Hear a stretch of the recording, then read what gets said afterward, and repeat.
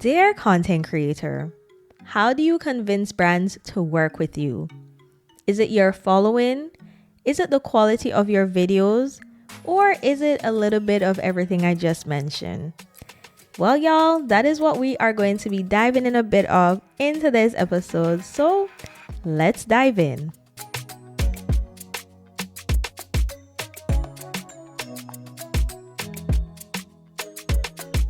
What up, beautiful people? Welcome back to another episode of Dear Content Creator. I am your host, CharisMaggie, and y'all, you made it. Welcome to the final episode in the Back to the Basics series. If you missed out the first two episodes, basically I wanted to bring it back to the basics because there were so many questions I saw online, especially on threads, people asking how to start as a content creator, what gear do I need? And recently the topic of conversation has been, when do I need to get a media kit? And that is what we are going to be talking about in this episode, because I think that there has been a lot of misconception around what media kits are, when they are needed, who needs them, all of the good stuff. So we are going to touch on that a bit. There will be a bit more of a comprehensive, I would say, episode on brand partnerships, landing brand deals type of episode. But again, y'all, this episode is about back to the basics. So before we can talk about the landing of the partnerships, we are talking about setting the foundations. What are the things that you actually need to have in place to prepare yourself for when those opportunities come about? So let us get into it. But before we do, y'all, I want to take some time to shout out a community member. Shout out to Michelle. You have been such a really awesome supporter of the podcast. Girl, I see you. I see all the comments, all the feedback. I really appreciate it. And I am truly looking forward for when you come back off of your hiatus, my friend. I am going to plug your podcast in advance, just in case anyone who wants to listen to a podcast that is about elevating and uplifting, amplifying the voices of amazing Black folks. Go ahead and listen to the podcast, A Shot of Melanin. Thank you, Michelle. I love ya. So y'all, I wanted to talk about this specific topic because, again, I was seeing a lot of questions online about what is a media kit? When do I need a media kit? Do I need to have a certain amount of followers to have a media kit? Like all of these questions, right? But not only that, a few months back, I was a part of a content creator community on Instagram, and it was a closed group, invite only. It's no longer existing, unfortunately, but basically it was an opportunity to bring us together, help give us some tips. We used to have workshop, things like that. And I do remember that when we had like our group chat on Instagram, there were some people who had questions about media kits, and these were folks that had a lot of followers too. And so it made me realize that it doesn't matter how many followers that some of us have. Some of us still have not laid the foundation for our content creator journey. Yes, we have the following, but is it all that we have? Is there some things that are probably missing that we need to get together a bit more? And I'm also talking to myself. Like, I've been doing this for, as I mentioned, a little bit over 8 years now. And I would say there were certain things that I didn't think of in the beginning of my creator journey because, one, I didn't really see this as a business, and it is. Y'all should actually go listen to that episode where I talked about the business behind content creation. When you look at the money that you are spending on your craft, whether it's the equipment, the time to learn certain things, like you guys spend money and time into your craft. And so it is a business. There are people, like, it's $1 billion business right now, and it is booming. And that's why everybody wants a piece of the pie. They want a piece of the action. And so it just made me think about even myself when I just started out. I thought that I needed to have a certain amount of followers before I could have something like a media kit. And so we are going to be, first of all, talking about what is a media kit, why you need one, and a little bit of what are the essentials you need to include in a media kit, And I will talk about also the difference between a media kit and a rate card, because those are two things that sometimes they tend to be confused sometimes. So what's a media kit? In layman terms, it is a digital document that basically showcases you as a content creator to a brand that you are pitching. So it tells them a bit about you, your audience, their interests, also shows to the brand that you're pitching why you are a fit to work with them. And media kits are often used in two instances. It is used if you are the one pitching to the brand. You want to make sure that when you reach out to a brand, you at least have something that they can reference.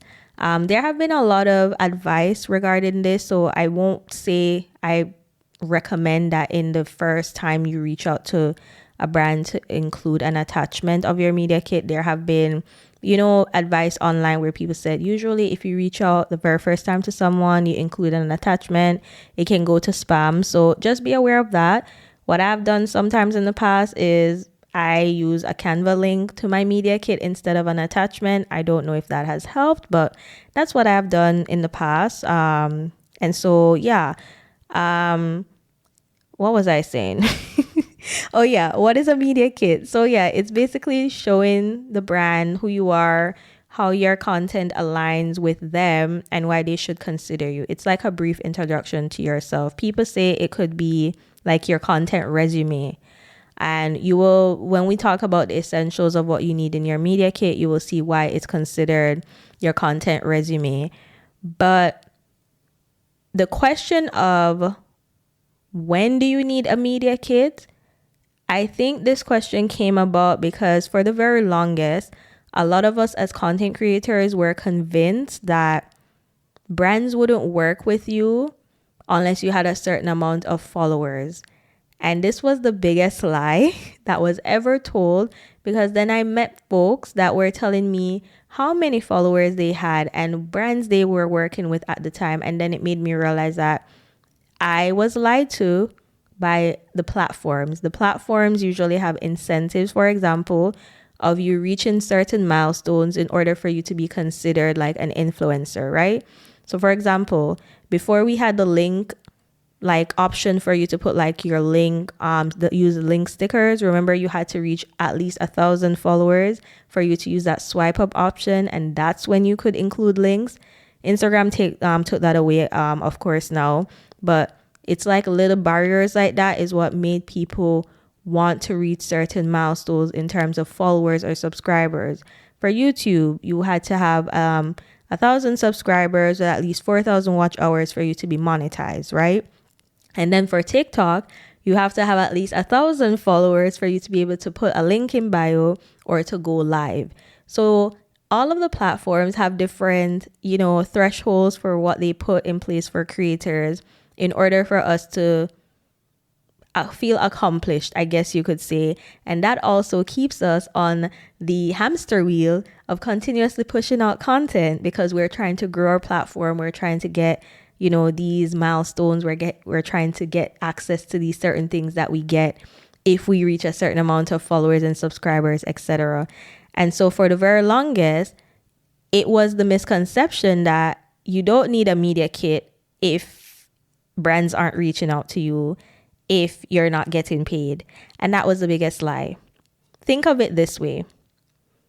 When you are looking for a job, or even if you're in the job market, or rather, better example, when you are in university, they always have things like, or high school, they have stuff like job fairs, right? Where they're preparing you.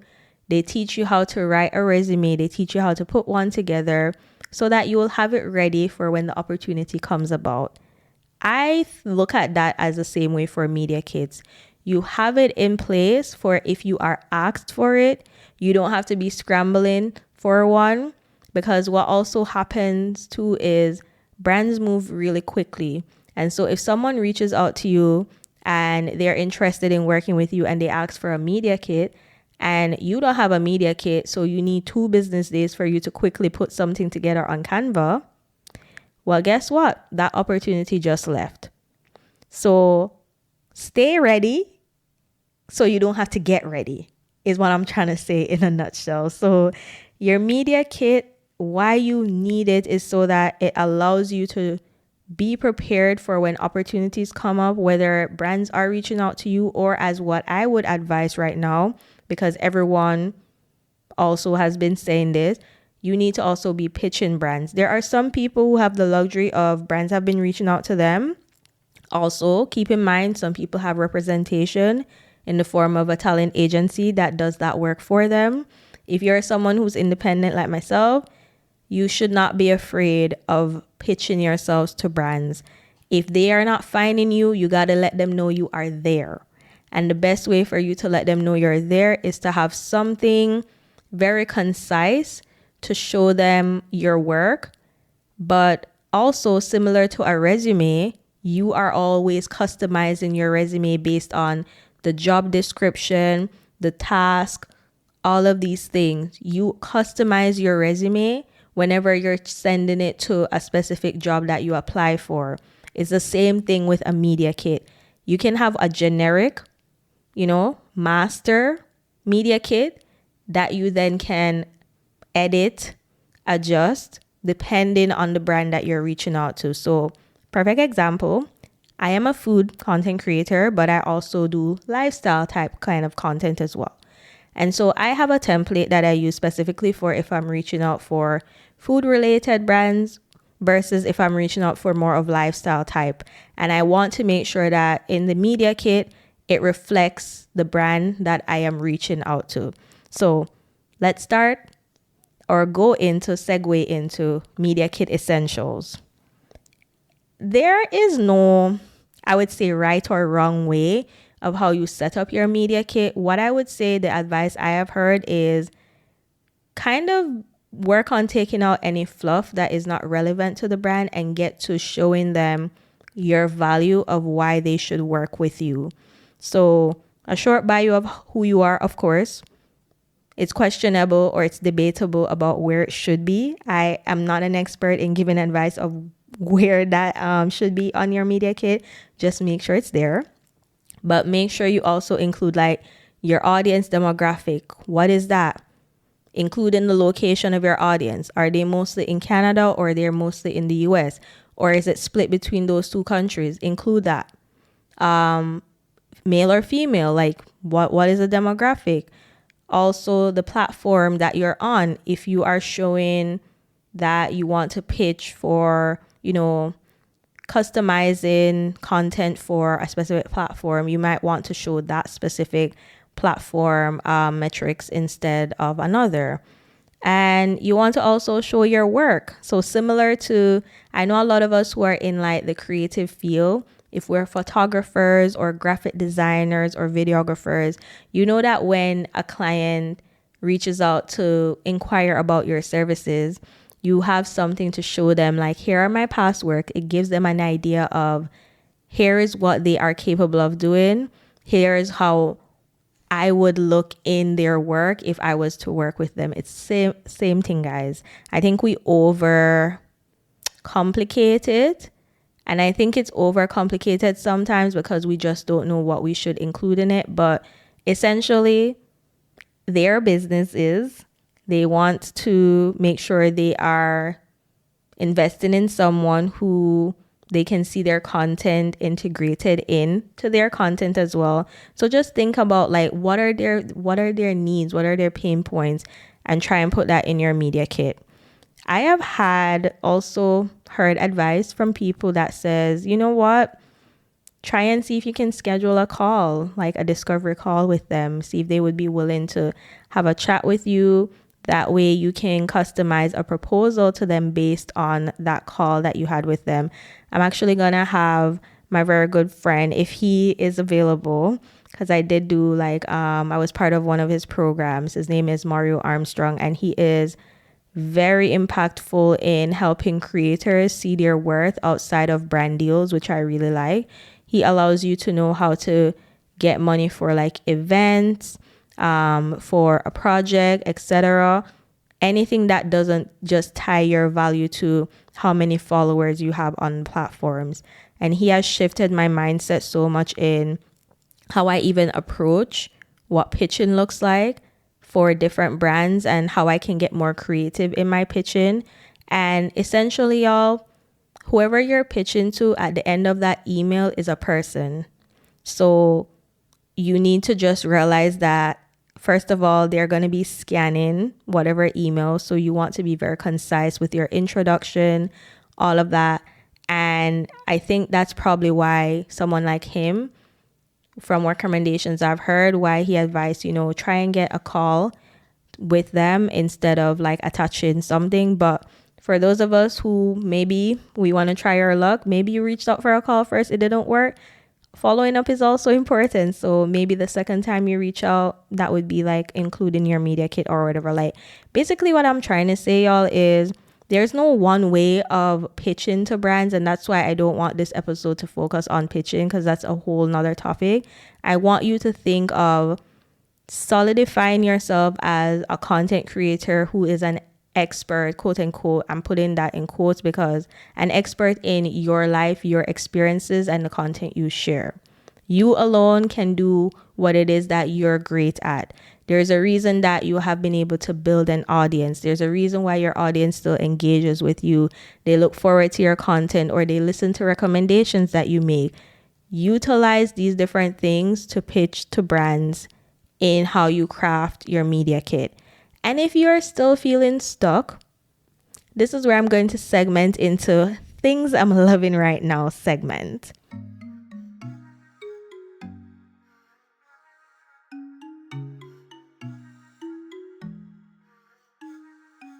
So if you are feeling stuck and you don't know how to start or what a media kit should even look like, Canva has some amazing templates that can help to get you started. There are so many examples out there for y'all to see of what a media kit can look like, what usually to include, and different things like that. So I would highly recommend that you look at different templates that can help you to make yours look more professional. Also use it as a guide to help you in crafting yours. But always remember, at the end of the day, you want to have the brand that you're pitching in mind, making sure that the media kit reflects how your content aligns with their brand and why they should work with you in a nutshell. That is essentially what they will care about at the end of the day. And I think I need to say this because sometimes with the advice that is given online, it kind of seems like if you do all of these things, you're guaranteed to work with a brand. And that's not always the case. Sometimes you might not get an answer. Sometimes it might not just be the right time for that opportunity, and that's fine. But that should not prevent you from continuously like showing up, because you never know who is watching. You never know who is ready to reach out. So you just want to make sure you're ready with that thing to show, because if they reach out to you, they already know that they're interested. But at least having something to kind of summarize who you are, your audience, all of that, that would also be helpful to speed up the process of like getting you to that, yay, I'm getting paid, step. And I'm talking from experience. This year was such an amazing year for me as a creator, in that there were so many first moments for me. This year was my first year of being invited to PR influencer events where my only way of getting to go wasn't just by being invited as a +1 by a friend. I was actually reached out to be invited to events. I got brand opportunities, 2 major ones that I was like so excited about because they were dream brands that I had on my vision board. Not necessarily this year, but like over years that I remembered, like I was like, I would love to work with this brand, that brand. One brand that I got to work with was Western Union. Another brand I got to work with was DoorDash. And that was just this year. And I felt like this year was really my year of allowing me to finally see the fruits or reap the fruits of my labor. It has been a tough journey of feeling like sometimes I'm not worth it, you could say, or feeling like I should give up. And I was able to basically get some sort of, you could say, like validation. It's like, I'm not crazy. Like, what I am doing is essential. People do care about this content. The community is engaged and people are watching, people are paying attention. And so I should just keep going and improving and elevating along the way where I can, and just try to be in control of what I have control of, and everything else I just leave it in God's hands basically.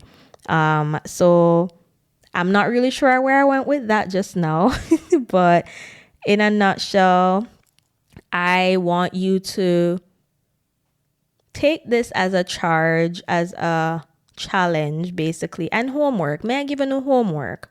If you don't have a media kit, I want you to listen to this episode and start to put that media kit together. I've already given y'all the essentials of how you can get started, even where you can get templates from, so you don't have to be starting from scratch. Go to Canva, type in media kit templates, and things will come up.